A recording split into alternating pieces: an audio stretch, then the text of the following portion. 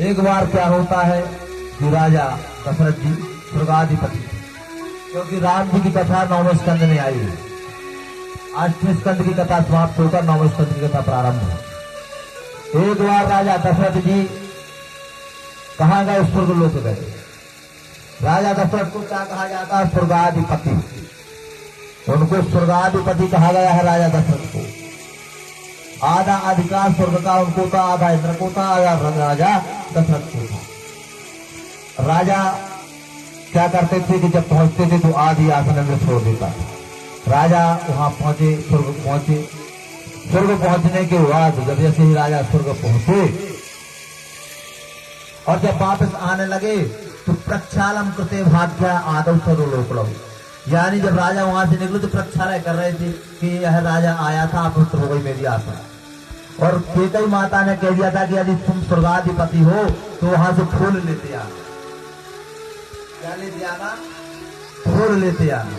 उन्होंने कहा फूल लेते आना। तो राजा दशरथ दोबारा जैसे ही वहां पर पहुंचे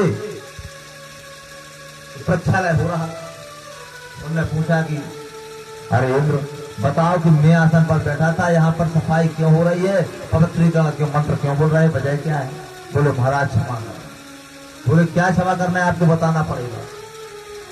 बोले आप निपुत्र हो, आपको संतान नहीं है, आप पुत्र हो।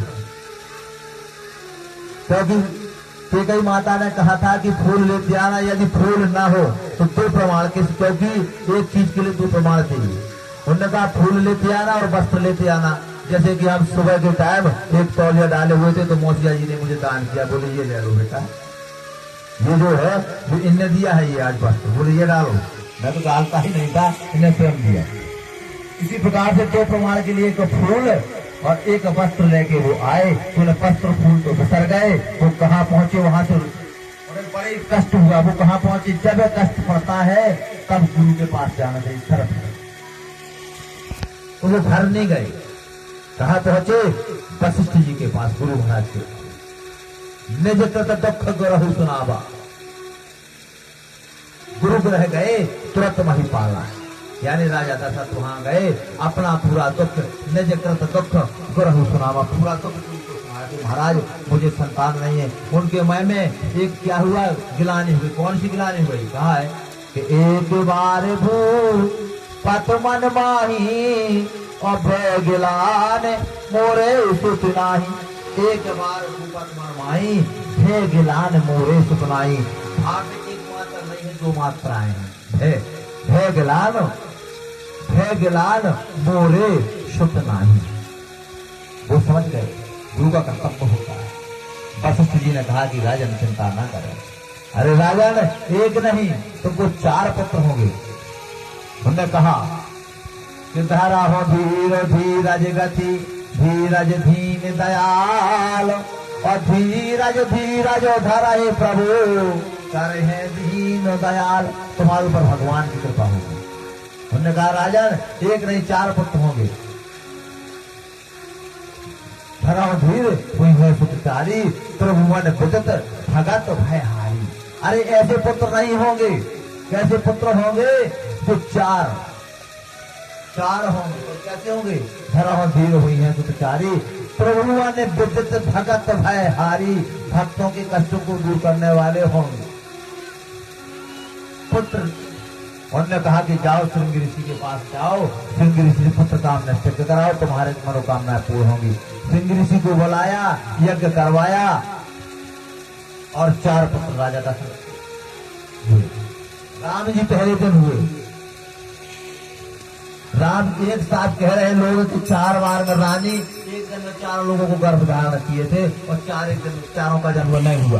पहले राम जी का हुआ, क्योंकि यह रामायण में आया है कि और जो उनकी कौशल्या जी, केकई माता, सुमित्रा माता और सुमित्रा माता जब राम जी प्रकट हुए, क्योंकि इनका क्या हुआ? प्रकट हुए राम जी। भय प्रकट कृपाला दीन दयाला, कौशल्या हितकारी। भगवान का जन्म नहीं होता है, प्रकट होते हैं। जन्म मरण से रहता है। जन्म मरण से रहते हैं, अर नारायण करतार, हरि भक्तन के हेतु हो। हाँ सही तो आओ। लोज मनोज अवतार, लोज मनोज अवतार, यानी मनोज अवतार भगवान प्रकट होते हैं, जन्म नहीं होता है। जन्म मरण से रहते हैं, अर नारायण करतार, हरि भक्तन के हेतु हो, लेत मनोज अवतार। भगवान का जन्म हुआ, और जन्म क्यों हुआ? क्योंकि श्राप वरदान में बदल गई थी। मैं आपसे बता रहा हूं कुछ श्राप वरदान में बदली थी। राजा दशरथ को श्राप थी। कौन सी श्राप थी? अंधांधी की। जो कर्दम ऋषि थे, माता देवती थी, दूसरे जन्म में ये शर्मन के माता पिता बने, दूसरे जन्म में माता पिता शर्मन के बने, उनको श्राप थी। राजा जब जवानी अवस्था में थे तो एक बार वन में शिकार खेलने के लिए गए। ये तो आप लोग विद्वान बैठे हैं, यह कथा कहाँ हो रही है? यह कथा नैमिषारण्य क्षेत्र में सुखदेव जी महाराज राजा परीक्षित जी को सुना रहे हैं, सेवा करा रहे हैं। और राजा जी को श्राप थी जब उन्होंने शब्द वेदी बाण मारा। अब देखिए शब्द का अर्थ बड़ा शंकात्मक बात आती है कि शब्द पर बाण मारना चाहिए, और छाती में बाण शर्मन जी को कैसे लग गया? अन्य अंधा रोने लागे। यानी इनको शब्द वेद का मतलब होता है कि पानी को पी रहा है। ठीक है, इन्होंने सोचा कि कोई हिरण पानी पी रहा है, तो शब्द पर बाण मारना चाहिए, लेकिन शब्द पर इन्हें बाण नहीं मारा। बड़ी संज्ञात्मक बात आती है। सुखदेव जी महाराज कहते हैं कि राजन, राजा दशरथ ने बाण मारा, शब्द वेदी बाण छेदन हो गया। कृत्यानि सर्वादि व्याधत्तान सर्वलोक वादत्तानि सर्वाव्याधन। बोले क्या? बोले इन्होंने छाती में बाण मार दिया। परम पूजनीय परमादरणीय सतगुरु महाराज जी बैठे, ये विद्वान है, महाबली विद्वान नहीं है, जिनको श्री रामाय बाणा नाम संघा नाम छंद नाम सामापुरी मंगलाऊ नाम करतारो बांधे बाणी बिलाई कहो रामायण पूरी कंठस्थ है। तो बड़ा शंकात्मक बात आई। इन्हें शब्द पर बाण नहीं मारा, छाती पर बाण मार दिया। ये पटेल साहब जो बैठे हैं, शिव पटेल जी, इनको ये पूरी कथा मालूम। एक बार इन्होंने मुझे बहुत पहले बताई थी। तो उन्हें शब्द पर बाण मारा और प्राण तक हो गया। वहां से इनकी सांस चल रही थी। राजा दशरथ दौड़ते दौड़ते शर्मन जी के पास आए और पूछ रहे कि अरे ये तो शर्मन है, अरे ये तो शर्मन ब्राह्मण है। क्योंकि ब्राह्मण में हनतव्यम आतताई बतुष्टः, ब्राह्मण का वध नहीं करना चाहिए, आतताई को छोड़ना नहीं चाहिए। तो वो आतताई को था नहीं, ब्राह्मण था। उन्होंने कहा कि राजन आप राजा हैं, क्योंकि कहा है ज्ञान स्वरूपे कौशल्या क्रियाए रूपे के कई उपासना रूपे सुमित्रा सर्वनुको दशरथः। यानी उपासना रूपे सुमित्रा सर्वनुको दशरथः। बोलो जिसकी पत्नी ज्ञान स्वरूप हो, क्रिया स्वरूप हो, उपासना स्वरूप हो, वो पति कैसा होता है? वेद के स्वरूप। यदि लक्ष्मी माता घर की श्रीवन्नारायण देव सही है तो वेद तो हराइए, ये तो ये लोगों में है ही ना। सुखदेव महाराज कहते हैं पवित्र दृष्टि से। और जब पहुंचे वहां पर हमने प्रणाम किया कि अरे शर्मन, बोले राजा आप वेद के स्वरूप हैं, आप राजा हैं, आप वेद के स्वरूप हैं, आप राजा हैं। बोले राजा मेरे एक उद्देश्य था। बोले क्या? बोले आदेश नहीं उपदेश नहीं। आदेश इसलिए नहीं दे सकते कि आप बड़े हो, बड़े को आदेश नहीं देना चाहिए। ये बैठे आप हमारे पिता तुल्य बैठे, आप पिता समान है मेरे। क्योंकि मुझे यहाँ मौका मिला वांचने का, तो मैं कोई बकता नहीं हूँ, कोई गाता नहीं हूँ, आपके बीच का आपका बालक हूँ। यदि गलती भी कर दोगे तो आपको क्षमा करना पड़ेगा। क्यों? क्योंकि आप मेरे पिता तुल्य बैठे हैं, आप मेरी माता स्वरूप बैठे हैं। उन्होंने कहा राजा ने आदेश नहीं उपदेश नहीं, उद्देश्य सुनाता हूँ अपना। अरे राजा आदेश नहीं कर सकता क्योंकि आप बड़े हैं, राजा हैं। आदेश ने उपदेश इसलिए नहीं दे सकता, वो आप वेद के स्वरूप है। वेद के हम भागवत को उपदेश दे तो क्या उपदेश दे?